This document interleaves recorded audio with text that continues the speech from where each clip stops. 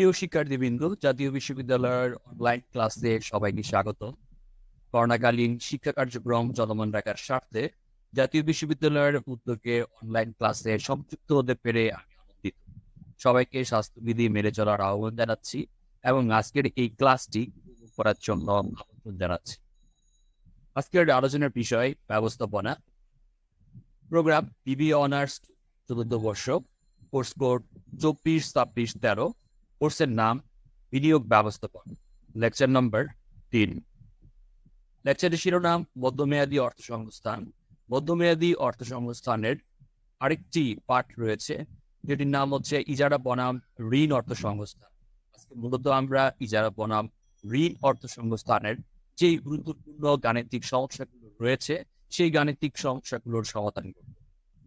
আর এই ক্লাসটি তোমাদের সামনে উপস্থাপন করছি আমি মোহাম্মদ মামুনুর রশিদ, প্রভাষক ব্যবস্থাপনা, সরকারি হরগঞ্জ কলেজ, মুন্সিগঞ্জ। Email mamudjnu386@yahoo.com। বিনিয়োগ ব্যবস্থাপনা এই কোর্স রিলেটেড রেফারেন্স বুকগুলো আমি উল্লেখ করছি, তোমরা এই বইগুলো পড়তে পারো এই কোর্সের জন্য।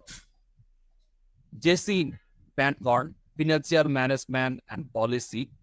E.F. Bigham, Financial Management Theory and Practice. I.F. Pante, Financial Management.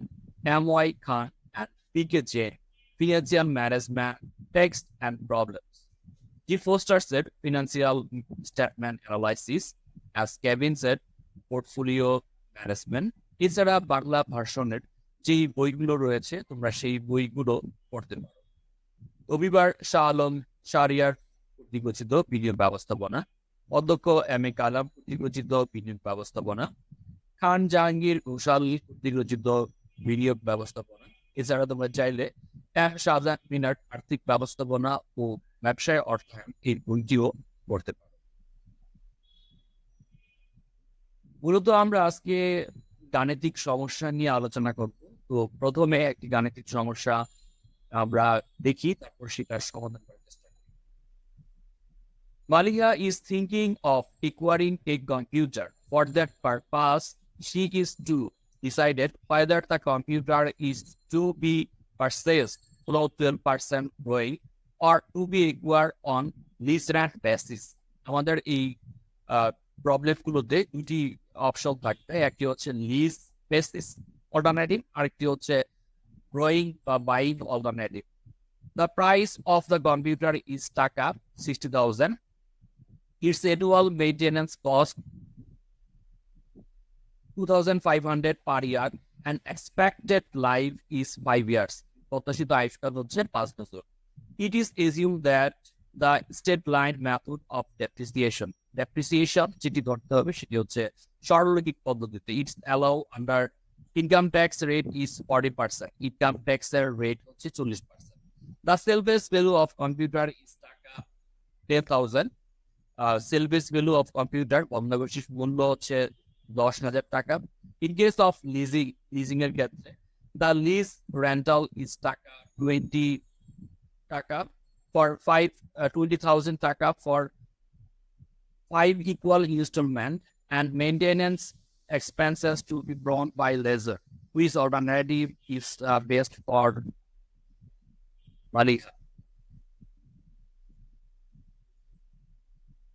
আমাদের পূর্ববর্তী যে ক্লাসটি হয়েছিল সেই ক্লাসের যে প্রবলেমটি নিয়ে আলোচনা করেছিলাম সেই প্রবলেমের সাথে আজকের প্রবলেমের যেই সকল জায়গায় পার্থক্য রয়েছে বা নতুন যেই সকল বিষয় অন্তর্ভুক্ত হয়েছে সেটা আমরা বিস্তারিত আলোচনা করি।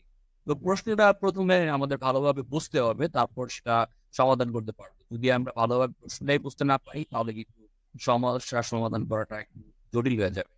Malia is thinking of acquiring a computer. For that purpose, she is to decide whether the computer is to be purchased through 12% borrowing or to be acquired on lease rent basis.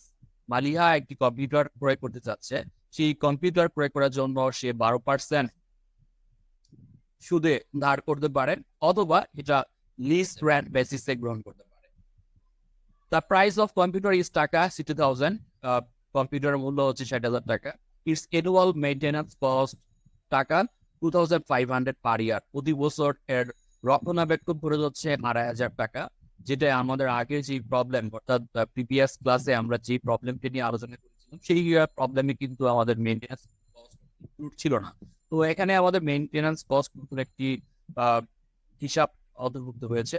An expected life is 5 years. প্রত্যাশিত আয়ুষ্কাল হচ্ছে 5 বছর। It is assumed that step line method of depreciation, অবচয় ধার্যের যে পদ্ধতি সেটি হচ্ছে সরলরৈখিক পদ্ধতিতে অবচয় ধার্য করতে হবে। এটা আগের প্রবলেম গুলোতেও এই সরলরৈখিক পদ্ধতিতে অবচয় ধার্য করা হয়েছে, সুতরাং এটা আমাদের নতুন কিছু না, এটা পুরাতন। তারপর allowable under income tax rate is 40%, income tax 40%। Normally আমাদের ইনকাম ট্যাক্স এর কথা উল্লেখ থাকবে, তবে প্রশ্নে যেভাবে উল্লেখ থাকুক আমরা সেই ট্যাক্স রেট নিয়ে কাজ করব। The সেলভেজ value of computer is টাকা 10,000 এবং এই কম্পিউটারের ভগ্নাবশেষ মূল্য হচ্ছে 10,000 টাকা। আমাদের আগের যে সমস্যাটি ছিল সেই সমস্যার মধ্যে সেলভেজ ভ্যালু ছিল না, আর এখন আমরা সেলভেজ ভ্যালু পেলাম। In case of leasing এর ক্ষেত্রে the lease rental is টাকা 20,000। লিজ রেন্টিং এর যে লিজ রেন্টাল প্রতি বছর সেটি হচ্ছে 20,000 টাকা। For 5 equal installment, 5টি সমান কিস্তিতে পরিশোধ করতে হবে। এই জায়গায় আরেকটি নতুন যে জিনিসটি পাচ্ছি সেটি হচ্ছে maintenance expenses to be borne by lessor. যে যারা দাতা সে কি করবে, এই মেইনটেন্যান্স এক্সপেন্সটা বহন করবে। Which alternative is best for মালিয়ার জন্য অল্টারনেটিভটি ভালো হবে সেটা আমরা নির্ণয় করব। তবে এই প্রশ্নে আমাদের আগের প্রশ্ন থেকে যে জিনিসগুলো নতুন পেলাম সেগুলো হচ্ছে এক নম্বর হচ্ছে মেইনটেন্যান্স কস্ট, 2 নম্বর হচ্ছে সেলভেজ ভ্যালু, 3 নম্বর হচ্ছে মেইনটেন্যান্স কস্ট। লিজিং এর ক্ষেত্রে এটা ব্রন বাই লেজার, ইজারা দাতা গ্রহণ করবে। এই অংশগুলো হচ্ছে নতুন আগের প্রবলেম থেকে। তাহলে এই প্রবলেমটি যদি সমাধান করতে চাই আমাদেরকে 5টি স্টেপের কথা মনে রাখতে হবে, যেটা আমরা আগের ক্লাসেও আলোচনা করেছি। তারপর আবার একটু মনে করিয়ে দিই। ব্রোয়িং অ্যান্ড বাইং অল্টারনেটিভের ক্ষেত্রে ক্যালকুলেশন অফ পিভি, মূলত আমরা দুটা অল্টারনেটিভেরই বাইং এবং লিজিং এর অল্টারনেটিভের দুটির ক্যালকুলেশন অফ পিভি নির্ণয় করবো। ক্যালকুলেশন অফ পিভি নির্ণয় করার পর তারপর যার পিভি কম হবে সেটা আমরা গ্রহণ করব বা সিলেক্ট করব। যদি বেশি হয় তাহলে সেটা আমরা রিজেক্ট করব বা অ্যাকসেপ্ট করব না। তো প্রথমে আমাদের এই পিবিটা বের করে নিতে হবে। পিবি বের করার জন্য আমাদের যে কাজটি করতে হবে, একটি স্টক কিনে নিতে হবে। স্টকের মধ্যে যে কলামগুলো থাকে, 1 নম্বর কলাম হচ্ছে ইয়ার, 2 নম্বর কলাম হচ্ছে ইনস্টলমেন্ট, 3 নম্বর কলাম হচ্ছে ইন্টারেস্ট, 4 নম্বর কলাম হচ্ছে ডেপ্রিসিয়েশন, 5 নম্বর কলাম মেইনটেন্যান্স কস্ট, যেটা আমাদের আগের প্রশ্নে কিন্তু মেইনটেন্যান্স কস্ট ছিল না। তারপর 6 নম্বর কলাম হচ্ছে ট্যাক্সেবল এক্সপেন্স। ট্যাক্সেবল এক্সপেন্সে এসে আমরা কি করি, ইন্টারেস্ট, ডেপ্রিসিয়েশন, মেইনটেন্যান্স, এই 3টি কলামের যে অ্যামাউন্ট থাকবে সেই অ্যামাউন্টগুলো আমরা এখানে যোগ করব। তারপর হচ্ছে ট্যাক্স সেভিংস, অর্থাৎ এই 6 নম্বর কলামে যে অ্যামাউন্ট হবে সেই অ্যামাউন্টের উপর 40%, প্রশ্নের ট্যাক্স সেভিং যেভাবে থাকবে 50% থাকলে 50% ধরবো, যদি 35% থাকে 35% ধরবো, প্রশ্নে 40% থাকলে আমরা 40% ধরবো। এরপর হচ্ছে আমাদের এনসিও নির্ণয় করতে হবে। আমরা এনসিও কিভাবে নির্ণয় করবো, এই ইনস্টলমেন্টের অ্যামাউন্ট যে অ্যামাউন্ট থাকবে সেই অ্যামাউন্ট থেকে ট্যাক্স সেভিং এর অ্যামাউন্টটা আমরা বাদ দিব। বাদ দিলে আমাদের এনসিওটা বের হবে। তারপর হচ্ছে পিভি ফ্যাক্টরটা নির্ণয় করে নিতে হবে। এরপর আমাদের এই এনসিওর সাথে পিভি ফ্যাক্টরটি গুণ করে আমাদের পিভি অফ এনসিও নির্ণয় করতে হবে। অর্থাৎ 8 নম্বর কলাম আর 9 নম্বর কলামের গুণফল হচ্ছে আমাদের PV of NCO. Calculation of PV নির্ণয় করার জন্য এই স্টকটি তৈরি করতে হবে, এবং এই স্টক তৈরি করার জন্য আমাদের 5টি স্টেপ মনে রাখতে হবে। প্রথম স্টেপে আমরা ইনস্টলমেন্ট নির্ণয় করব। তৃতীয় যে স্টেপ সেই স্টেপে আমরা ইন্টারেস্ট নির্ণয় করব। তৃতীয় স্টেপে গিয়ে আমরা ডেপ্রিসিয়েশন নির্ণয় করব। চতুর্থ স্টেপে গিয়ে আমাদের ডিসকাউন্ট ফ্যাক্টর নির্ণয় করতে হবে। ডিসকাউন্ট ফ্যাক্টর নির্ণয় করার পর পরবর্তীতে আমাদের এই যে এইগুলো ব্যবহার করে এই স্টকটি তৈরি করতে হবে, যেটি আমরা ক্যালকুলেশন অফ পিভি নির্ণয় করি। তো এই স্টকটি কিভাবে নির্ণয় করতে হয় সেটির জন্য আমাদের এইভাবে আলাদা আলাদাভাবে স্টেপ বাই স্টেপ আমরা তৈরি করবো, এবং এই স্টকের পরবর্তীতে ইনস্টলমেন্ট পরিমাণ ইনস্টলমেন্টের ঘরে লিখবো। ইন্টারেস্ট যেটা বের করবো সেটা আবার এই ইন্টারেস্ট ঘরে বসবে। ডেপ্রিসিয়েশন কলাম বসবে, আর মেইনটেন্যান্স কস্ট এই প্রশ্ন ছিল 2,500 টাকা, 2,500 টাকা বসবে।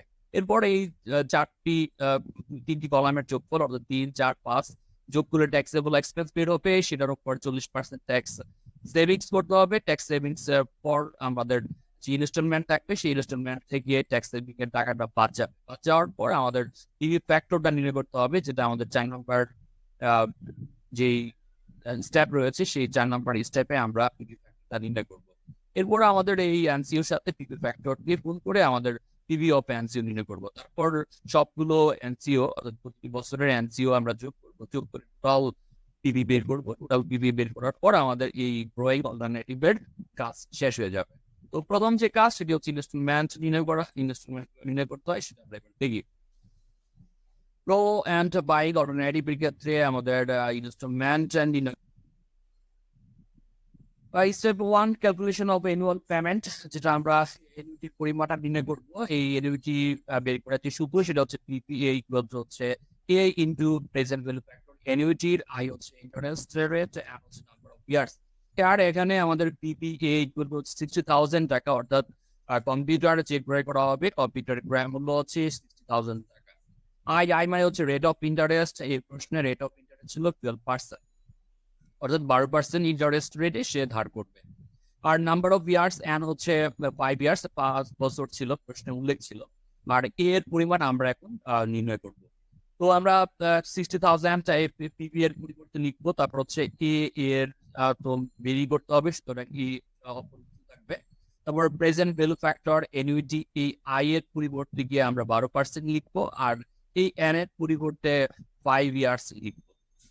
এবার আমরা দুটি পদ্ধতিতে এই এনুইটির পরিমাণ নির্ণয় করতে পারি। একটি হচ্ছে প্রেজেন্ট ভ্যালু ফ্যাক্টর এনুইটির যে টেবিল রয়েছে সেই টেবিল থেকে যে ভ্যালু রয়েছে সেই ভ্যালুটা ব্যবহার করে বের করতে পারি। আরেকটি হচ্ছে আমরা সূত্র প্রয়োগ করে ব্যবহার করতে পারি। তো এই জায়গায় আমরা যদি টেবিল ব্যবহার করি তাহলে টেবিলের জন্য 5 বছরে যেতে হবে। প্রেজেন্ট ভ্যালু ফ্যাক্টর এনুইটির যেই টেবিল রয়েছে সেই টেবিলে আমরা 5 বছরে যাব। 5 বছরে গিয়ে 12% ইন্টারেস্ট ধরবো।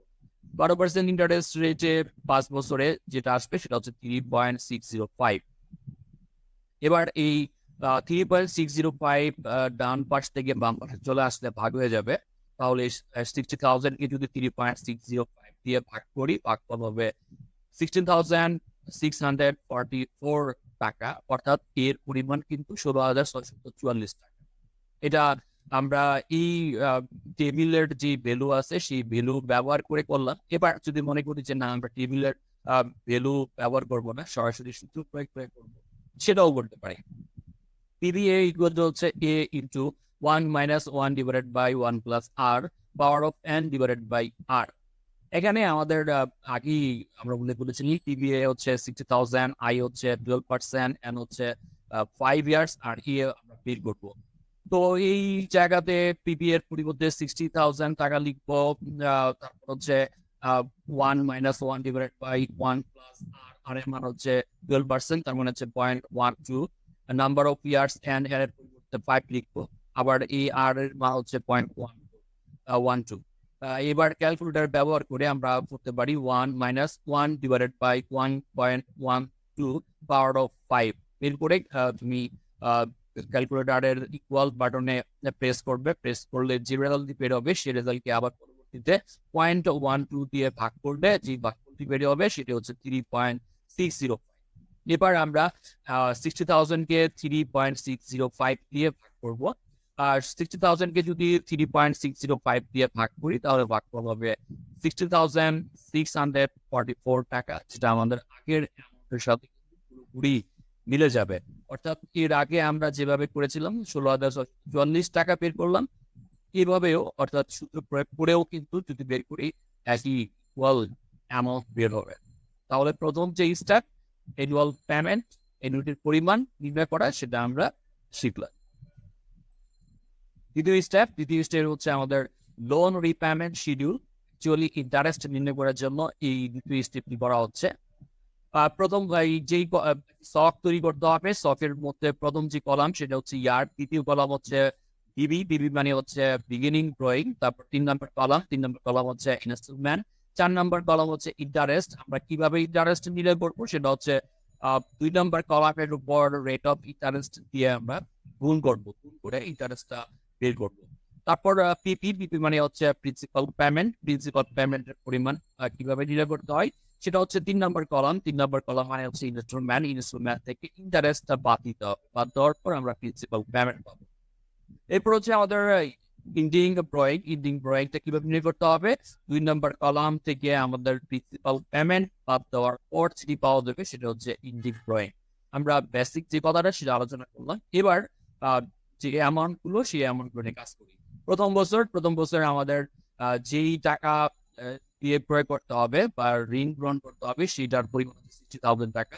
60,000 টাকা লিখবো। আর ইনস্টলমেন্টের পরিমাণ যেটা আমরা এই আগের সূত্র প্রয়োগ করে আমরা বের করেছিলাম 16,644 টাকা। এই 16,644 টাকা প্রথম বছর থেকে শুরু করে পঞ্চম বছর পর্যন্ত আমরা ধারাবাহিকভাবে লিখে যাব। অর্থাৎ 16,644 টাকা প্রথম বছর, দ্বিতীয় বছর, তৃতীয় বছর, চতুর্থ বছর, পঞ্চম বছরে এভাবে পরপর লিখে যাব। এরপর 4 নম্বরের যে কলাম সেই কলাম হচ্ছে এই 60,000 টাকার উপর 12% ইন্টারেস্ট ধরতে হবে। 60,000 টাকার উপর 12% ইন্টারেস্ট ধরলে ক্যালকুলেটর ব্যবহার করে বের করলে যে অ্যামাউন্টে বের হবে সেটা হচ্ছে 7,200 টাকা। এই 7,200 টাকা ইন্টারেস্ট সেটা আমরা ইনস্টলমেন্ট থেকে বাদ দিব। অর্থাৎ 16,644 টাকা থেকে 7,200 টাকা মাইনাস করার পর যে বিয়োগফলটি হবে সেটা হচ্ছে 9,444 টাকা। এটা হচ্ছে প্রিন্সিপাল পেমেন্ট। এবার আমরা এই প্রিন্সিপাল পেমেন্টটা বাদ দিব কার থেকে, বিগিনিং ড্রয়িং থেকে। অর্থাৎ 60,000 থেকে 9,444 টাকা মাইনাস করার পর আমরা ইন্ডিং ড্রয়িং পাবো। ইন্ডিং ড্রয়িং এর পরিমাণ হবে 50,556 টাকা। এই 50,556 টাকা প্রথম বছরের হচ্ছে ইন্ডিং ড্রয়িং। এই প্রথম বছরের ইন্ডিং ড্রয়িং হয়ে যাবে দ্বিতীয় বছরের বিগিনিং ড্রয়িং। এই 50,556 টাকার উপর এবার আবার 12% ইন্টারেস্ট ধরতে হবে। যদি ইন্টারেস্টটা ধরি তাহলে ইন্টারেস্টের পরিমাণ হবে 6,060 টাকা। এবার এই 6,060 টাকা আমরা এই 16,644 টাকা থেকে মাইনাস করবো। মাইনাস করলে আমাদের যে বিয়োগফল হবে সেটা হচ্ছে 10,577 টাকা। এবার 10,577 টাকা আমরা বাদ দিব বিগিনিং ড্রয়িং থেকে 50,556 থেকে 10,577 টাকা মাইনাস করলে যে বিয়োগফল হবে সেটা হচ্ছে 39,978 টাকা দ্বিতীয় বছরের ইন্ডিং ড্রয়িং। এটা আবার তৃতীয় বছরের জন্য বিগিনিং ড্রয়িং হবে। এবার আমরা এই 39,978 টাকার উপর 12% ইন্টারেস্ট ধরলে বের হবে 4,757 টাকা। এবার এই 4,757 টাকা আমরা বাদ দিব 16,644 টাকা থেকে। 16,644 টাকা থেকে 4,757 টাকা মাইনাস করলে বিয়োগফল হবে 11,846 টাকা। এই 11,846 টাকা এবার আমরা বাদ দিব 39,978 টাকা থেকে। 39,978 টাকা থেকে 11,846 টাকা বাদ দিয়ে যে বিয়োগফল হবে সেটি হচ্ছে 28,131 টাকা। 28,131 টাকা পরবর্তী বছরের বিগিনিং হবে। বিগিনিং হওয়ার পর আবার ইন্টারেস্ট ধরবো। ইন্টারেস্ট থেকে বাদ দিব, নির্ণয় করবো। প্রিন্সিপাল পেমেন্ট আবার বিগিনিং ড্রয়িং থেকে বাদ দিয়ে আমাদের ইন্ডিং ড্রয়িং নির্ণয় করতে হবে। ইন্ডিং ড্রয়িং আবার পরবর্তী বছরের বিগিনিং হবে। বিগিনিং এর ক্ষেত্রে এই পঞ্চম বছরে এসে আমাদের একটু আলাদা। কেন আলাদা? কারণ এই 14,883 টাকার উপর 12% ইন্টারেস্ট ধরলে কিন্তু 1,781 টাকা হবে না, তার চেয়ে কিছু কম হয়। যদি কম হয় তাহলে এখানে কিন্তু একটা ব্যালেন্স থেকে যায়। কিন্তু আমাদের 5 বছর পর আমি সকল টাকা পরিশোধ করে ফেলবো, সে আমার কাছ থেকে আর কোনো টাকা পয়সা পাবে না, অর্থাৎ লেনদেন নিষ্পত্তি হয়ে যাবে। এই জন্য আমাদের যে কাজটি করতে হবে সেটা হচ্ছে 14,863 টাকা বিগিনিং ড্রয়িং। এই সমপরিমাণ টাকা আমরা প্রিন্সিপাল পেমেন্টেও লিখে ফেলবো।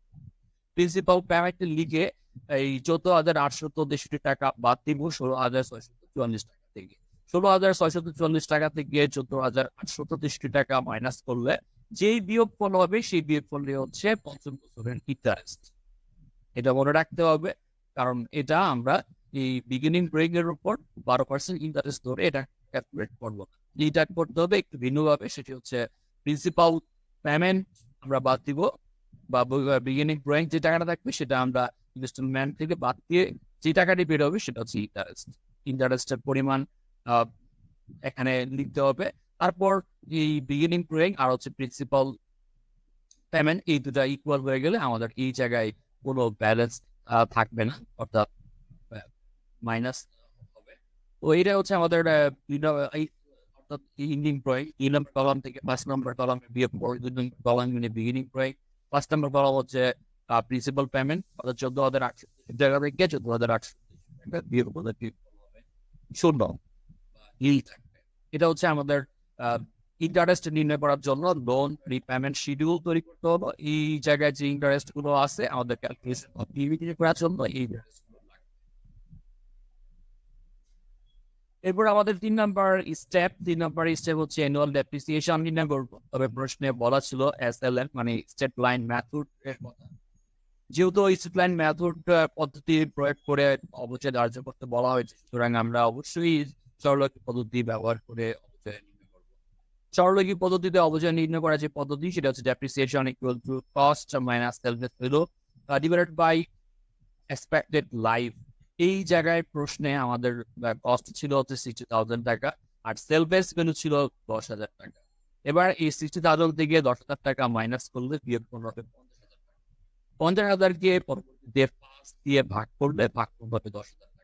তার মানে হচ্ছে অ্যানুয়াল ডেপ্রিসিয়েশন কত টাকা? 10,000 টাকা। এখন আমাদের আরেকটি কাজ করতে হবে, সেটা হচ্ছে টোটাল পেমেন্ট। যেহেতু মেইনটেনেন্স কস্ট থাকে, এই ক্ষেত্রে আমাদের ইনস্টলমেন্টের সাথে মেইনটেনেন্স কস্টটা যুক্ত করতে হবে। তো ইনস্টলমেন্ট যেটা আমাদের 1 নাম্বার কলামে আমরা বের করেছিলাম 16,644 টাকা। এই 16,644 টাকার সাথে এখন আমরা মেইনটেনেন্স কস্টটা যুক্ত করব। মেইনটেনেন্স কস্ট ছিল হচ্ছে 2,500 টাকা। 16,644 টাকার সাথে 2,500 টাকা যোগ করলে টোটাল পেমেন্টের পরিমাণ হবে 19,144 টাকা। এটা হচ্ছে আমাদের টোটাল পেমেন্ট, অর্থাৎ ইনস্টলমেন্টের সাথে মেইনটেনেন্স কস্ট ইনক্লুড ছিল বিদায় ইনস্টলমেন্টের সাথে মেইনটেনেন্স যোগ করতে হবে। 4 নম্বর স্টেপে আমরা ডিসকাউন্ট রেটটা নির্ণয় করি। ডিসকাউন্ট রেট নির্ণয় করার যে সূত্র সেটি হচ্ছে KD into 1 minus tax rate. KD মানে কস্ট অফ ডেট। তো ইন্টারেস্ট রেট ছিল এই প্রশ্নে 12%, সুতরাং আমরা এখানে 12 লিখবো। আর 1 মাইনাস ট্যাক্স রেট হচ্ছে 40%, তার মানে হচ্ছে 0.4। এবার 1 থেকে 0.4 বাদ দিলে বিয়োগফল হবে 0.6। এবার 12 কে যদি 0.6 দিয়ে গুণ করি তাহলে ফল হবে 7.2%। 7.2% এটা একটা ফ্র্যাকশন।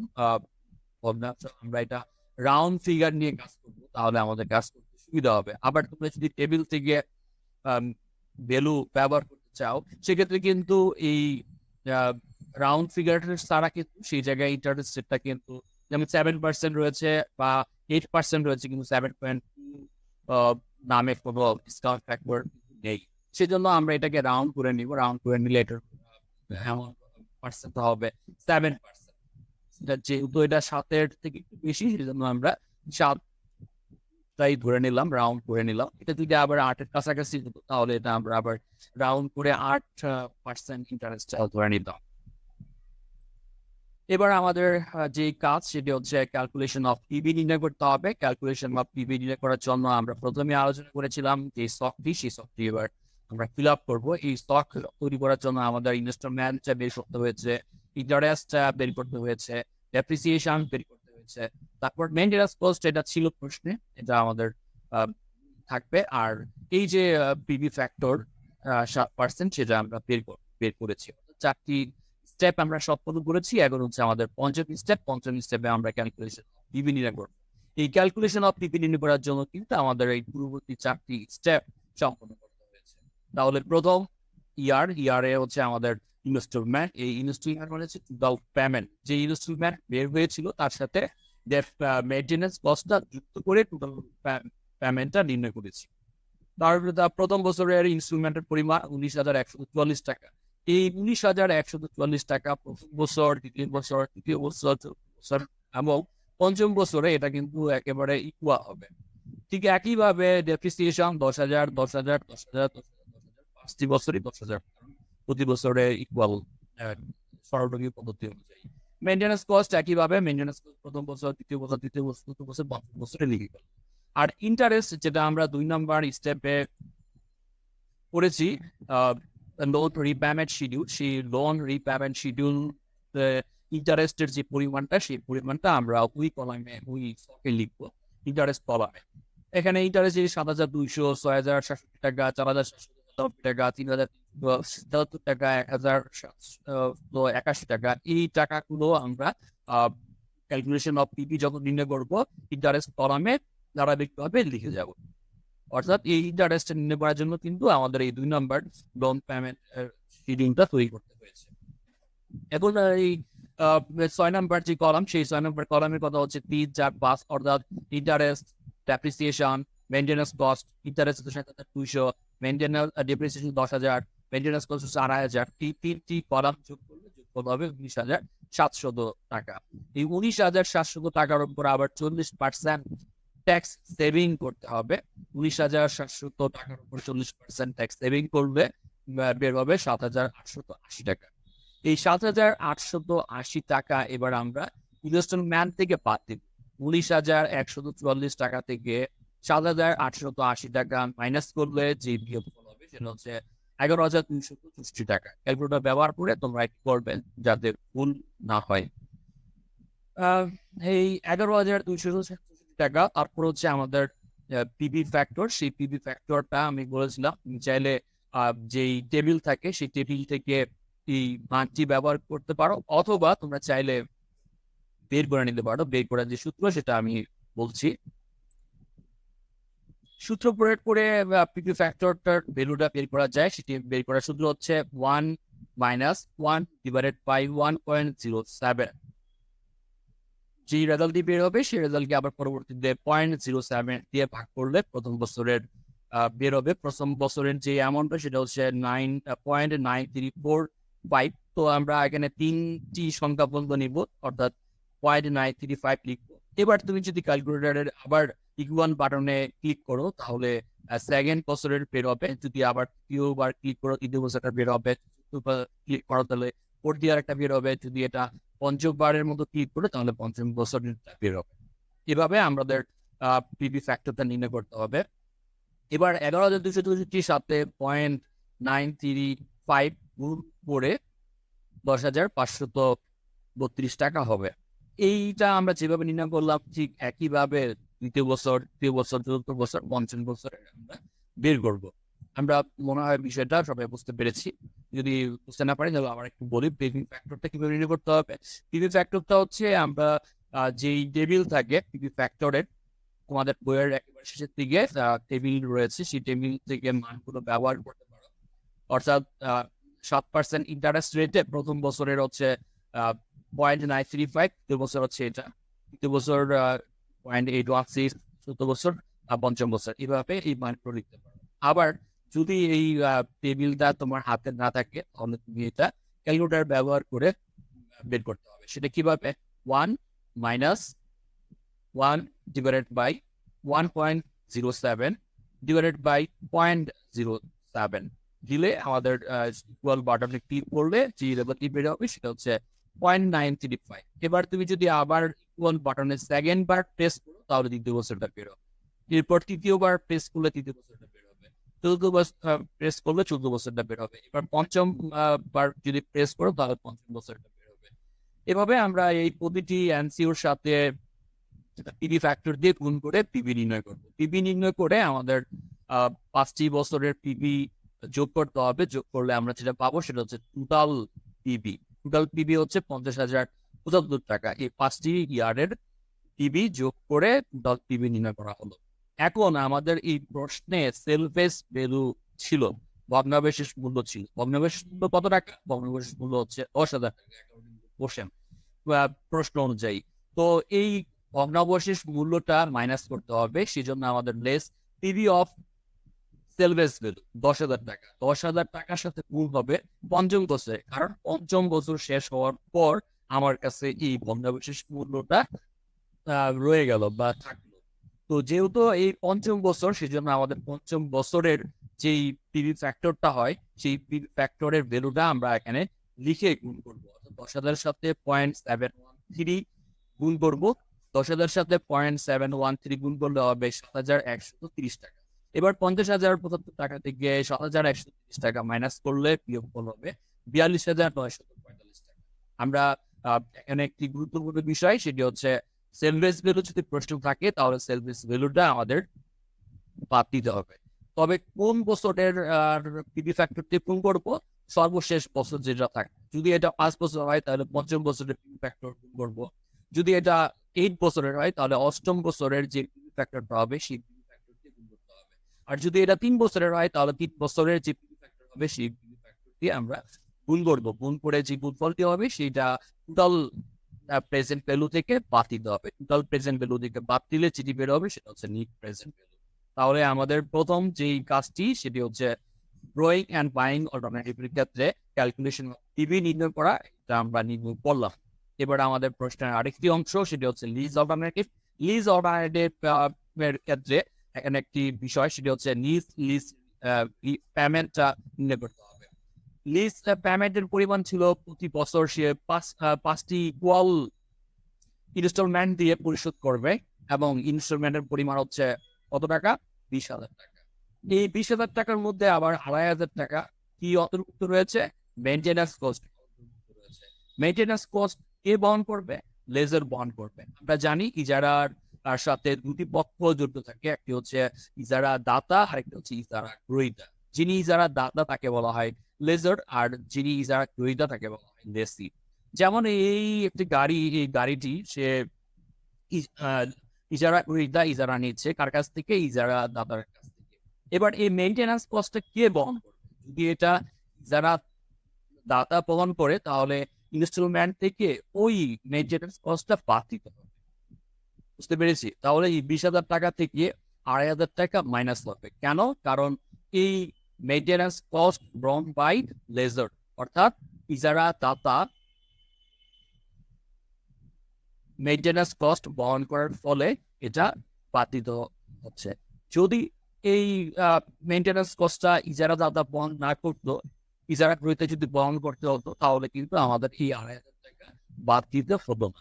এবারে 20,000 টাকা থেকে 2,500 টাকা বাদ দিলে যেটি পাওয়া যাবে সেটা হচ্ছে 17,500 টাকা। আমাদের প্রশ্নে কিন্তু এই বিষয়টা উল্লেখ রয়েছে একেবারে স্পষ্ট আকারে। যদি মনে হয় আমার প্রশ্নটা আরেকবার দেখা দরকার, তাহলে আমার প্রশ্নটা লাস্টের যে স্টেপটা ছিল প্রশ্নের জন্য, সেই জায়গায় বলা রয়েছে in case of leasing the lease rental is টাকা 20,000 ফর 5 ইকুয়াল ইনস্টলমেন্ট, 5টি ইকুয়াল ইনস্টলমেন্টে পরিশোধ করা হবে, এবং maintenance cost expenses to be borne by lessor, অর্থাৎ যে ইজারা দাতা সে এই রক্ষণাবেক্ষণ খরচটা বহন করবে। সুতরাং এই রক্ষণাবেক্ষণ খরচটা কি করতে হবে? লিজ রেন্ট থেকে বাদ দিতে হবে।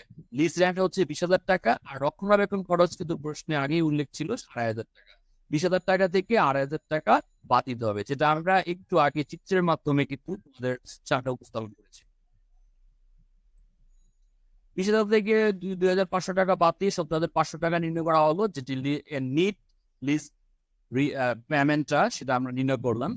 কেন নিট? কারণ হচ্ছে এই 20,000 টাকা থেকে এক্সপেন্সটা বাদ যাবে, কারণ এইটা ইজারা দাতা বহন করে বিধায়। এবার আমাদের লিজ অল্টারনেটিভের ক্ষেত্রে ক্যালকুলেশন অফ পিবি নির্ণয় করতে হবে। যেহেতু 5টি সমান ইকুয়াল ইনস্টলমেন্টে পরিশোধ করা হয়, ইনস্টলমেন্টের প্রথম বছর 17,500, দ্বিতীয় বছর 17,500, তৃতীয় বছর, চতুর্থ বছর, পঞ্চম বছরেও, অর্থাৎ 5টি বছরে কিন্তু ইকুয়াল ইনস্টলমেন্ট হবে। ইকুয়াল ইনস্টলমেন্ট হচ্ছে 17,500 টাকা। এই 17,500 টাকার উপর 40% ট্যাক্স সেভিং করলে ট্যাক্স সেভিং এর পরিমাণ হবে 7,000 টাকা। এবার 17,500 থেকে 7,000 টাকা মাইনাস করলে নিট লিজ পেমেন্ট হবে 10,500 টাকা। এই 10,500 সাথে আমরা গুণ করব পিপি ফ্যাক্টর 7% সেটা কিভাবে? সেটা আমি এর আগেও বলেছি। তোমরা চাইলে পিপি ফ্যাক্টরের যে টেবিল রয়েছে সেই টেবিলের থেকে মান ব্যবহার করতে পারো, আবার চাইলে এটা তোমরা সূত্র প্রয়োগ করে বের করতে পারো। যদি টেবিল ব্যবহার করো তাহলে টেবিল ব্যবহার করলে 7% ইয়ারে গিয়ে প্রথম বছরেরটা হবে 935, দ্বিতীয় বছর হবে 0.873, তৃতীয় বছর হবে 0.816, চতুর্থ বছর হবে 0.763, চতুর্থ বছর হবে 0.713। এটা তোমরা চাইলে তিন ফ্যাক্টরের যে ভ্যালু রয়েছে সেই টেবিল থেকে এটা ব্যবহার করতে পারো। এবার যদি মনে করো যে না আমার কাছে টেবিল নেই, তাহলে আমি কিভাবে এই মানটা ব্যবহার করবো, সেই ক্ষেত্রে তোমাদেরকে করে মানটি নির্ণয় করে নিতে হবে। সেই নির্ণয় করার ক্ষেত্রে হচ্ছে 1 minus 1 divided by 1.07 divided by 0.07 করলে প্রথম বছরটা বের হবে। যদি ইকুয়াল বাটনে আবার ক্লিক করো তাহলে দ্বিতীয় বছরটা বের হবে, এরপর তৃতীয় চতুর্থ, এবার পঞ্চম বছর তোমরা বের করে নেবে। তাহলে 10,500 সাথে করতে হবে 0.935 দিয়ে গুণ করতে হবে, গুণ করলে গুণ হবে 9,818 টাকা। একইভাবে 10,500 সাথে এই 0.873 গুণ করলে 9,187 টাকা হবে। 10,500 816 দিয়ে গুণ করলে হবে 8,580 টাকা। আবার 0.763 গুণ করলে হবে 8,012 টাকা। যদি 0.713 গুণ করো তাহলে গুণ হবে 7,466 টাকা। এবার এই 5টি বছরের পিবি আমরা যোগ করে টোটাল পিবিটা নির্ণয় করবো কার, সেটি হচ্ছে লিজ অল্টারনেটিভের। লিজ অল্টারনেটিভের তাহলে এই 5টি বছরের পিবি যোগ করলে টোটাল পিবি হবে 43,052 টাকা। আমাদের আগের যেই বাইং এর ক্ষেত্রে আমাদের বা ড্রয়িং এর ক্ষেত্রে যেটা বেরোছিল সেটা হচ্ছে নিট প্রেজেন্ট ভ্যালু 42,945 টাকা। আর এখন আমরা লিজ পেমেন্ট যেটি বের করলাম, সেই লিজ পেমেন্টের আমাদের যেই অ্যামাউন্ট বেরোলো সেটা হচ্ছে 43,052 টাকা।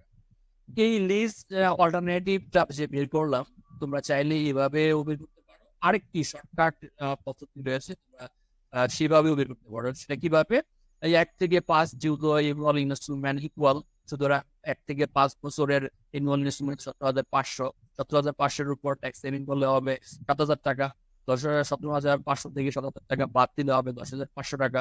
এই 10,500 টাকার উপর প্রেজেন্ট ভ্যালু ফ্যাক্টর এনুইটির মান অর্থাৎ 7% ইন্টারেস্ট রেটে 5 বছরে কত হবে? 4.10 হবে। এটা বারবার আমি বলে যাচ্ছি, এটা তোমাদের পিপি ফ্যাক্টরে যে টেবিল রয়েছে সেই টেবিল থেকে 7% ইন্টারেস্ট রেটে 5 বছরে গিয়ে যেটি বের হবে সেটা হচ্ছে 4.10। আগেরটি হচ্ছে প্রেজেন্ট ভ্যালু ফ্যাক্টর আর এটা হচ্ছে প্রেজেন্ট ভ্যালু ফ্যাক্টর এনুইটি। আর যদি মনে করো যে না আমি টেবিল ব্যবহার করতে পারছি না বা আমার কাছে টেবিল নেই, সেক্ষেত্রে আমি কি করবো? তাহলে উপায় হচ্ছে তুমি সূত্র প্রয়োগ করে বের করে নেবে। কিভাবে? 1 minus 1 divided by 1.07 power of 5, যেহেতু 5 বছর ইকুয়াল, সেটাই যে ভাগফলটি বের হবে সেই ভাগফলটিকে আবার 0.07 দিয়ে আমাদের এই রেজাল্ট বের হবে, সেটা হচ্ছে 4.10। এবার 10,500 যদি 4.10 দিয়ে গুণ করি তাহলে ফল হবে 43,052 টাকা। তাহলে দুটি অল্টারনেটিভেরই আমরা পিবি বের করলাম। একটি বের হয়েছে 42,945 টাকা, আরেকটি বের হচ্ছে 43,052 টাকা। এই দুটি অল্টারনেটিভের মধ্যে যেটি ছোট সেটি আমরা গ্রহণ করবো। লিজ অল্টারনেটিভ হচ্ছে 43,052 টাকা আর বাইং অল্টারনেটিভ হচ্ছে 42,945 টাকা। তাহলে অবশ্যই আমরা বুঝতে পারতেছি যদি বাইং ব্রোয়িং অ্যান্ড বাইং এই অল্টারনেটিভটি আমরা অ্যাকসেপ্ট করি, সেক্ষেত্রে আমাদের একটা অ্যাডভান্টেজ পাওয়া যাবে। সেই অ্যাডভান্টেজটা কি? সেটা হচ্ছে 107 টাকা কম লাগবে। তো buying alternative is better for Mithila, এই জন্য বাইং অল্টারনেটিভটা হচ্ছে বেটার মিথিলার জন্য, কারণ বাইং অল্টারনেটিভে আর কম টাকা দিতে হবে। ডিসিশনের ক্ষেত্রে কিন্তু এই বিষয়টা উল্লেখ করতে হয়, সেটি হচ্ছে দুটি অল্টারনেটিভের মধ্যে যেটি ছোট অল্টারনেটিভ হবে আমরা সেটি সবসময় গ্রহণ করব, কারণ যেটিতে আমাদের খরচ কম হবে সেটি গ্রহণ করা উচিত। কেন? সেটার কারণটা এখানে উল্লেখ করা হচ্ছে, the ব্রোয়িং and buying alternative should be selected because it's PB. এখানে দুটি পিবি দেখতে পাচ্ছি, এটা হচ্ছে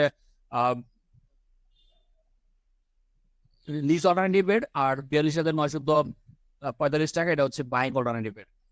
তাহলে because it's PB of cash outflow is less than leasing alternative, অর্থাৎ বাইং অল্টারনেটিভের পিবি লিজ অল্টারনেটিভের পিবির চেয়ে কম, সেই জন্য এটা বেটার ফর মিথিলা। এটা হচ্ছে আমাদের ডিসিশন। তাহলে আমাদের এই অঙ্কটি যদি করতে চাই তাহলে যেই জিনিসগুলো মনে রাখতে হবে, প্রথম হচ্ছে আমাদের ক্যালকুলেশন অফ পিবি, দুটা ইয়ারের দুটি অল্টারনেটিভ নির্ণয় করতে হবে। প্রথম হচ্ছে বাইং আর ব্রোয়িং অল্টারনেটিভে আমাদের ক্যালকুলেশন অফ পিবি নির্ণয় করবো, দেন হচ্ছে আমাদের লিজ অল্টারনেটিভের আমাদের পিবি নির্ণয় করবো।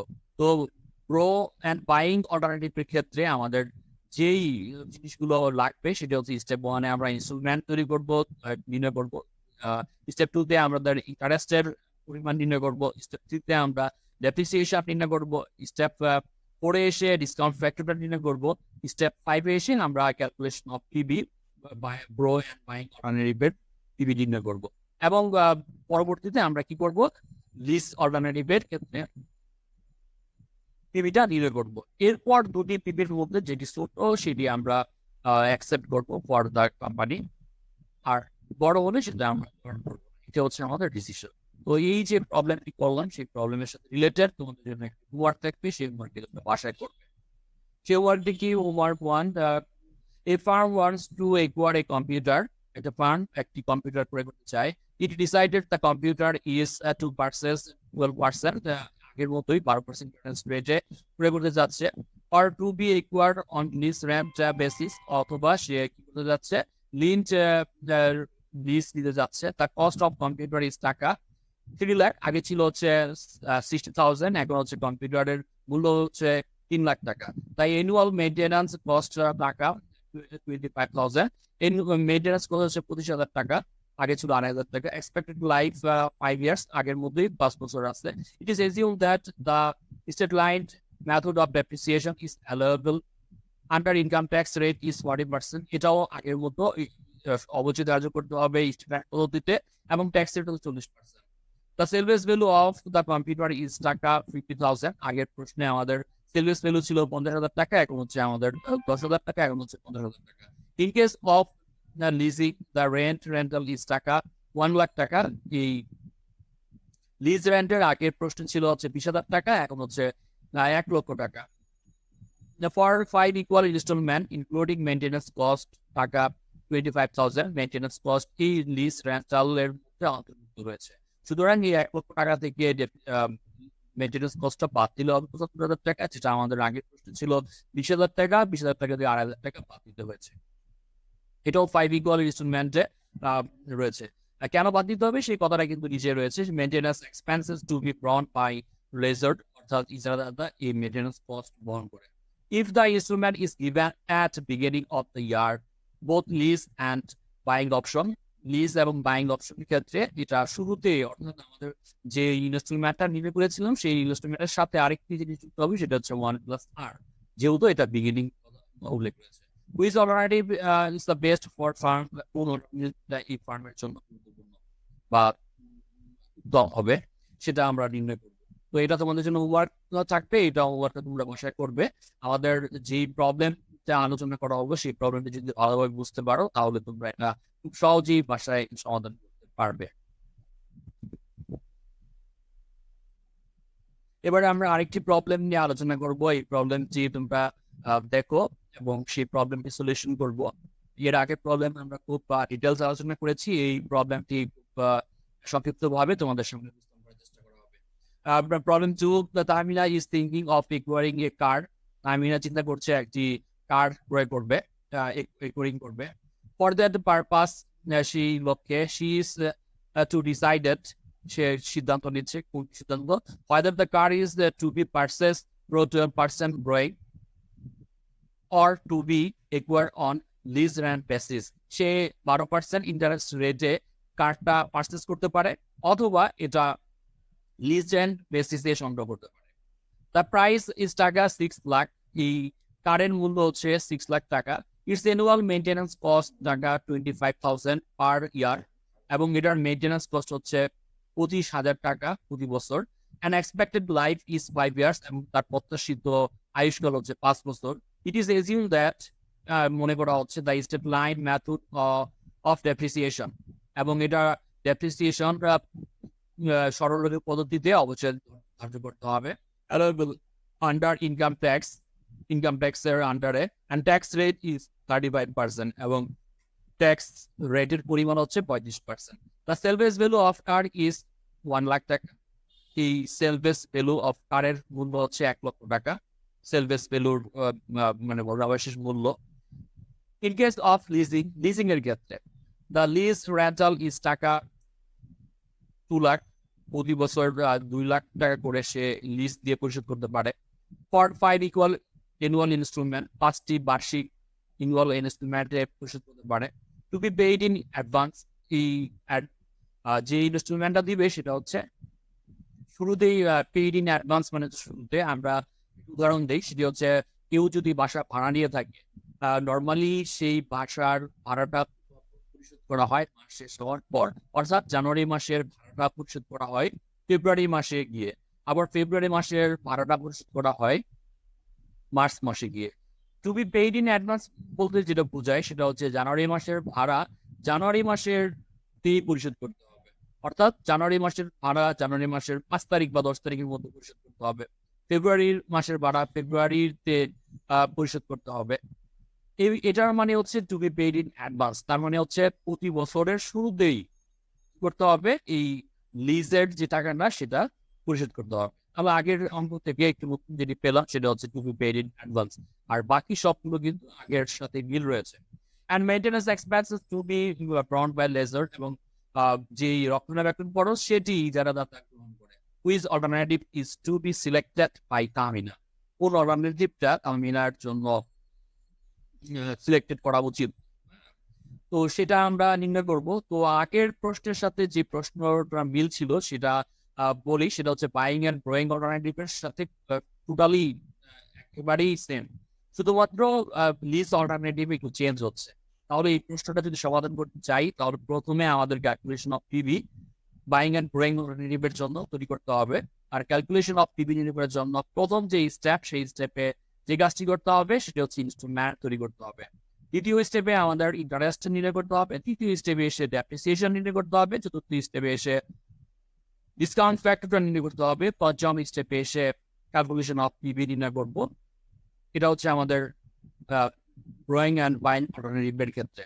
লিজ অল্টারনেটিভটা আমরা পরে আসতেছি। লিজ অল্টারনেটিভে একইভাবে আমাদের লিজ অল্টারনেটিভ থেকে যেই লিজ রেন্টাল দেওয়া রয়েছে অ্যানুয়াল, সেটা থেকে এক্সপেন্সটা বাদ যাবে, কারণ এক্সপেন্সটা ব্রন বাই লেজার, রক্ষণাবেক্ষণ খরচটা যারা গ্রহণ করে বিদায় এটা বাদ যাবে।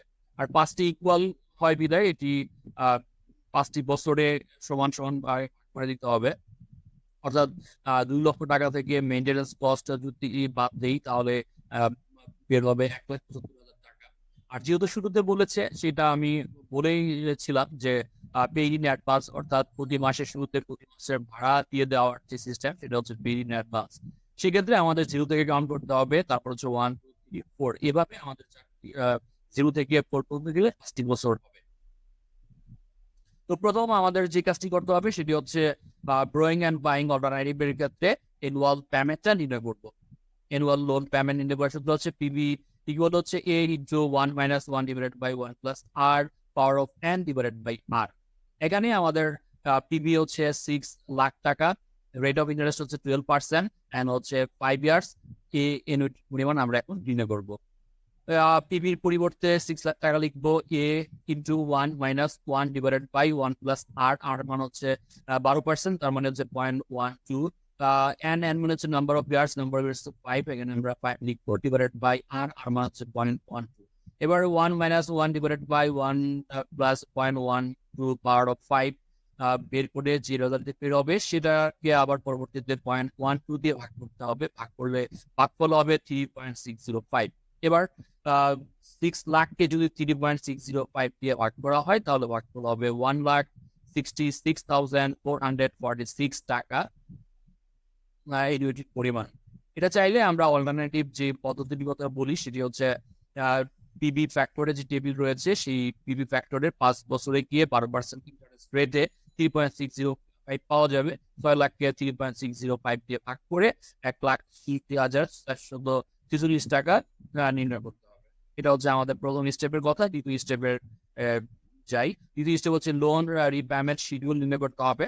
সেটি কিভাবে? একটা হচ্ছে প্রথম যেই শক, সেই শকের মধ্যে কলাম ইয়ার, বিগিনিং, ব্রোয়িং, তারপর ইনস্টলমেন্ট, তারপর হচ্ছে ইন্টারেস্ট, তারপর হচ্ছে প্রিন্সিপাল পেমেন্ট, হচ্ছে এন্ডিং ব্রোয়িং।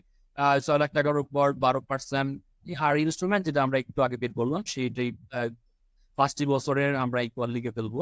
এরপরে এই 6 লাখ টাকার উপর 12% ইন্টারেস্ট করলে হবে 72,000 টাকা। এবার এই 1,63,440 টাকা থেকে 72,000 টাকা মাইনাস করলে হবে 94,440 টাকা। 94,440 টাকা আবার বাদ দিতে হবে 6 লাখ টাকা থেকে। 6 লাখ টাকা থেকে যদি 94,440 টাকা মাইনাস করি, তাহলে বিয়োগ করা হবে 5,554 টাকা। এটা ইন্ডিং, পরবর্তী বছর এটা বিগিনিং। এভাবে আমরা 4টি ইয়ার করবো। পঞ্চম বছরে এসে যে কাজটি করতে হবে সেটা হচ্ছে বিগিনিং ড্রয়িং যা থাকবে সেটাই হবে প্রিন্সিপাল পেমেন্ট। আর ইনস্টলমেন্ট থেকে এই প্রিন্সিপাল পেমেন্টটা বাদ দিলে যেটি হবে সেটি হচ্ছে ইন্টারেস্টের পরিমাণ। এটা হচ্ছে আমাদের পঞ্চম বছরের জন্য শুধু আলাদা, বাকি 4টি বছর কিন্তু একইভাবে, যেটা আমরা আগের প্রশ্ন আলোচনা করেছি। এরপর তৃতীয় যে স্টেপ সেটা হচ্ছে অ্যানুয়াল ডেপ্রিসিয়েশন নির্ণয় করতে হবে। ডেপ্রিসিয়েশন নির্ণয় করার পদ্ধতি হচ্ছে সরলরৈখিক পদ্ধতি। সেজন্য সম্পদের প্রয়াগুলো থেকে ভগ্নাংশ মূল্য বাদ দিব। 6 লাখ থেকে 1 লাখ বাদ দিলে 5 লাখ হবে। 5 লাখকে আবার 5 দিয়ে ভাগ করলে অ্যানুয়াল ডেপ্রিসিয়েশন হবে 1 লাখ টাকা। টোটাল পেমেন্ট ইনস্টলমেন্টের সাথে মেইনটেনেন্স কস্ট যুক্ত করতে হবে। যেমন ইনস্টলমেন্ট হচ্ছে 1,66,446 টাকা, তার সাথে 25,000 যুক্ত করলে টোটাল পেমেন্টের পরিমাণ হবে 1,91,446 টাকা। এরপর 4 নম্বর যে স্টেপ, 4 নম্বর স্টেপে ডিসকাউন্ট ফ্যাক্টরটা নির্ণয় করতে হয়। ডিসকাউন্ট ফ্যাক্টর হচ্ছে 12 × 1 minus tax rate. Tax rate এই প্রশ্নে ছিল হচ্ছে 0.35, মানে 35%, সেজন্য 0.35। এবার 1 থেকে 0.35 বাদ দিলে যেটি হবে 0.65। 0.65 কে 12 দিয়ে গুণ করলে হবে 7.8%। তবে আমরা সবসময় বলে থাকি যে এটা রাউন্ড ফিগার নিয়ে আমরা কাজ করবো, তাহলে আমাদের কাজ করতে সুবিধা হবে। এই জন্য 7.8% কে রাউন্ড করে দিলে আমরা 8% নিয়ে কাজ করবো। এটা মান বের করতে সুবিধা হবে। কিন্তু কেউ যদি মনে করে যে না আমি 7.8% নিয়ে কাজ করবো, তাতেও কোনো সমস্যা।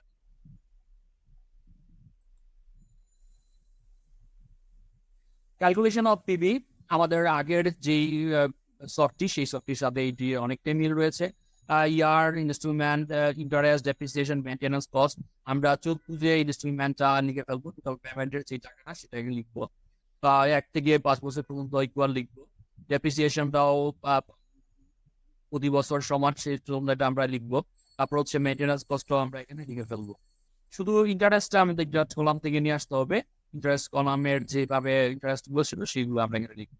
আর এখানে হচ্ছে আগের মতোই 3টি কলামের যোগফল হচ্ছে 6 নম্বর কলাম। 6 নম্বর কলামের উপর যে ট্যাক্সেবল এক্সপেন্স হবে তার উপর ট্যাক্স সেভিংস করতে হবে। 1,97,000 টাকার উপর 35% সেভিংস করলে হবে 68,950 টাকা।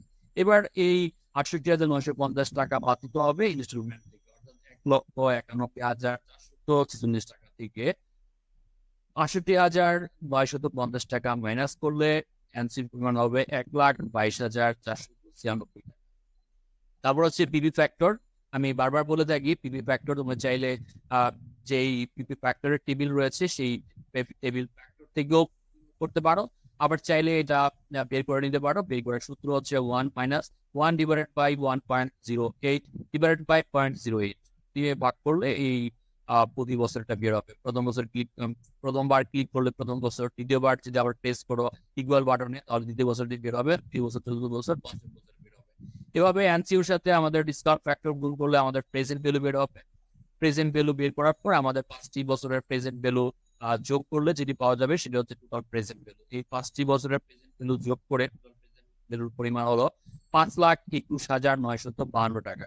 আর যেহেতু সেলভেজ ভ্যালু ছিল সেই জন্য সেলভেজ ভ্যালুটা আমাদের এখানে লেস করতে হবে।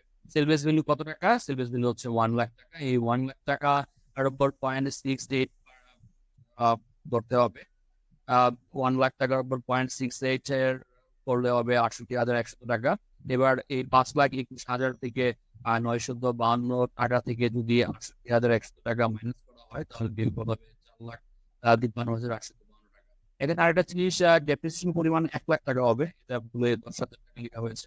এটা 1 লাখ টাকা, যেহেতু আমাদের সেভিংস ব্যাংক ছিল 1 লাখ টাকা এবং ডেপ্রিসিয়েশনের পরিমাণ হবে 1 লাখ।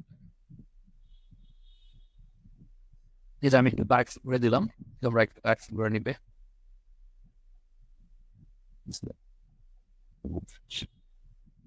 এবার হচ্ছে লিজ অল্টারনেটিভ। লিজ অল্টারনেটিভের কথা হচ্ছে এই এক্সপেন্সের যা কে বহন করবে, লেজার বহন করবে ইজারাদাতা। সেজন্য এটা যেই অ্যানুয়াল লিজ পেমেন্ট রয়েছে সেই অ্যানুয়াল লিজ পেমেন্ট থেকে এক্সপেন্সটা বাদ যাবে। 2 লাখ টাকা থেকে 1 লাখ দিলে বিয়োগফল হবে 1,70,000 টাকা। এরপর আমরা লিজ অল্টারনেটিভের ক্যালকুলেশন অফ পিপি নির্ণয় করব। এটা নির্ণয় করার জন্য একটি ঘর তৈরি করতে হবে। Year annual lease payment, tax savings, তারপর হচ্ছে net lease payment, PV present value factor at the rate of 8%, তারপর হচ্ছে পিভি অফ এনসিও, যেটা আমরা 5 নম্বর কলামের সাথে 4 নম্বর কলামের করে থাকি। আর যেহেতু এটা পেইড ইন অ্যাডভান্স ছিল, সেই জন্য আমরা বলেছিলাম যে 0 থেকে শুরু করতে হবে। 1,50,000 টাকা ট্যাক্স সেভিং আর হবে না। 1,50,000 টাকা হচ্ছে নিট লিজ পেমেন্ট, এটার পুনরারি হবে, অর্থাৎ এটা 1 হবে। তারপরে 1 এ যদি 1,50,000 করে দেওয়া হয়, দ্বিতীয় বছর 1,70,000, তৃতীয় বছর, পঞ্চম বছরে আমরা এভাবে লিখে যাবো। ট্যাক্স সেভিং হচ্ছে 35%, 1,50,000 টাকার উপর 35% করলে হবে 61,250 টাকা। এবার এই 1,70,000 টাকা থেকে যদি 61,250 টাকা মাইনাস করি, তাহলে হবে 1,13,750 টাকা। এই 1,13,750 টাকা ডিসকাউন্ট ফ্যাক্টর দিয়ে গুণ করতে হবে। ডিসকাউন্ট ফ্যাক্টর বের করার সূত্র আমি বলেছিলাম যে তোমরা চাইলে টেবিল ব্যবহার করতে পারো, অথবা ডিসকাউন্ট ফ্যাক্টরটা বের করে নিতে পারো। সেই বের করার সূত্র হচ্ছে 1 - 1 ডিভাইডেড বাই 1.08 ডিভাইডেড বাই 0.08 করলে প্রথম বছর, তৃতীয় বছর, তৃতীয় বছর, চতুর্থ বছরটা বের হবে। এরপর এই নিট লিজ পেমেন্টের সাথে ভ্যালু ফ্যাক্টর এনইউটিটি গুণ করলে আমাদের এন বা পিভি অফ এনসিও বের হবে। একইভাবে আমরা প্রথম তৃতীয় থেকে চতুর্থ বছর পর্যন্ত করবো। পঞ্চম বছরে এসে আমাদের যে ট্যাক্স সেভিংটা হবে, সেই ট্যাক্স সেভিংটা আবার এখানে লেস করতে হবে। এবং এই এনসিও যখন নির্ণয় করবো, তখন এই নিট লিজ পেমেন্ট অর্থাৎ 61,250 টাকার উপর এই পঞ্চম বছরের যে ডিসকাউন্ট ফ্যাক্টর থাকবে, সেই ডিসকাউন্ট ফ্যাক্টর দিয়ে গুণ করতে হবে। গুণ করলে গুণফল হবে 41,711 টাকা। তাহলে এই প্রথম থেকে পঞ্চম 0 থেকে 4 ইয়ার পর্যন্ত, তার মানে হচ্ছে 5টি ইয়ার হবে, সেই 5টি ইয়ারের যোগফল করে এই লাস্টের 61,711 টাকা মাইনাস করতে হবে। মাইনাস করলে আমাদের বিয়োগফল হবে 5,10,029 টাকা। তাহলে দুটি পদ্ধতিতে আমরা তৈরি করলাম। একটি হচ্ছে বাইং এন্ড ব্রোয়িং এর ক্ষেত্রে, সেই ক্ষেত্রে নিট প্রেজেন্ট ভ্যালু হলো 4,53,852 টাকা, আর লিজ অল্টারনেটিভ এর ক্ষেত্রে আমাদের 5,10,029 টাকা। এই লিজ অল্টারনেটিভ বের করার আরেকটি পদ্ধতি রয়েছে, তোমরা চাইলে সেটাও করতে পারো। তবে পরীক্ষায় কি দুটি পদ্ধতি করতে হবে? না, আমরা এখানে এইগুলো অল্টারনেটিভ মেথড গুলো দেখানোর মেন উদ্দেশ্য হচ্ছে যেন তোমরা সবগুলো অল্টারনেটিভই বুঝতে পারো, কোনো ধরনের কনফিউশন যেন না থাকে। কেউ চাইলে এটা এইভাবেও নির্ণয় করতে পারে। সেটা কিভাবে? 0 থেকে 0, তারপর হচ্ছে যেহেতু পেইড ইন অ্যাডভান্স, এই জন্য এটা 0 হবে। তারপরে অ্যানুয়াল লিজ পেমেন্ট 1,75,000 টাকা, 1,75,000 আগের মতোই এটা থাকবে, শুধু 1 থেকে 4 বছর সেটার ডিসকাউন্ট ফ্যাক্টরটা হবে 3.312। এই যে আমরা দেখতে পাচ্ছি 1 থেকে 4 বছরের ডিসকাউন্ট যে ফ্যাক্টরটি, এই 4টি ইয়ারের ডিসকাউন্ট ফ্যাক্টর যোগ করলে যোগফল হবে 3.312। এবার তুমি যদি চাও যে না, আমি এটা প্রেজেন্ট ভ্যালু ফ্যাক্টরের যেই টেবিল রয়েছে, সেই টেবিল থেকেও আমরা বের করতে পারি। সেটা হচ্ছে 8% গিয়ে প্রেজেন্ট ভ্যালু ফ্যাক্টর এনইউটি টেবিলে গিয়ে 4 বছরের যেটা পাবো সেটা হচ্ছে 3.312, এই অ্যামাউন্টটা পাবো। আমরা চাইলে এটাকে ক্যালকুলেটর ব্যবহার করেও আমরা বের করতে পারি। সেটা কিভাবে? 1 - 1 divided by 1.08 power of 4 divided by 0.08 করলে আমাদের এই 3.312 বের হবে। এবার এই 1,13,750 কে 3.312 দিয়ে গুণ করলে বের হবে 3,76,740 টাকা। আর আগের মতোই 61,250 টাকা যেটা ট্যাক্স সেভিং ছিল, সেটা আমরা এখানে মাইনাস করব। মাইনাস করার পর এটাকে আবার গুণ করতে হবে, গুণ করে গুণফলটা আবার এই কলামে লিখতে হবে 41,711 টাকা। এবার এই দুটি যোগ করে এই 41,711 টাকা বিয়োগ করলে বিয়োগফল হবে 5,10,029 টাকা, যেটা আমরা আগে করেছিলাম 5,10,000 বের হলো। এটাও ঠিক একই অ্যামাউন্ট বের হবে, 5,10,000। এবার ডিসিশন নেওয়ার পালা। ডিসিশন নেওয়ার ক্ষেত্রে আমাদের করতে হবে, চিন্তা করলে চলবে না। ডিসিশন নেওয়ার ক্ষেত্রে দুটি অল্টারনেটিভের মধ্যে যেটি কম সেটি আমরা সিলেক্ট করব। দুটি অল্টারনেটিভের মধ্যে লিজ হচ্ছে 5,10,029 টাকা, আর ব্রোয়িং অ্যান্ড বাইং অল্টারনেটিভ ক্ষেত্রে হচ্ছে 4,53,852 টাকা। যদি আমি ব্রোয়িং বাইং অল্টারনেটিভ সিলেক্ট করি সেক্ষেত্রে আমি যে অ্যাডভান্সটা পাবো সেটা হচ্ছে 56,170 টাকা আমার কম লাগবে।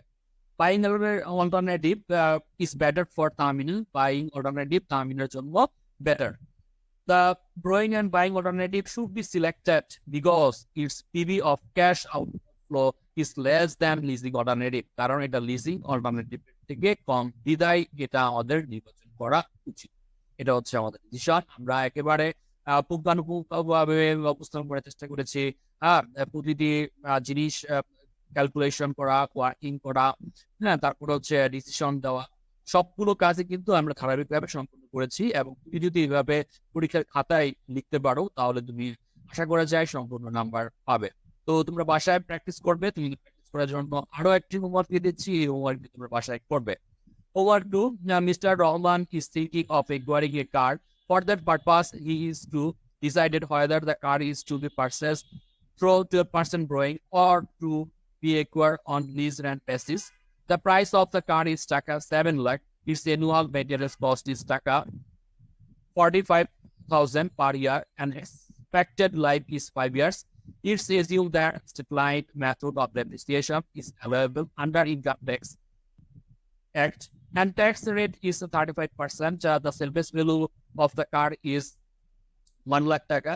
In case of leasing, the lease rental is taka 3 lakh taka for five equal annual installment to be paid in advance and maintenance expenses to be brought by lessor, which alternative is to be selected by Mr. Rahman. কোন alternative Mr. Rahmaনের জন্য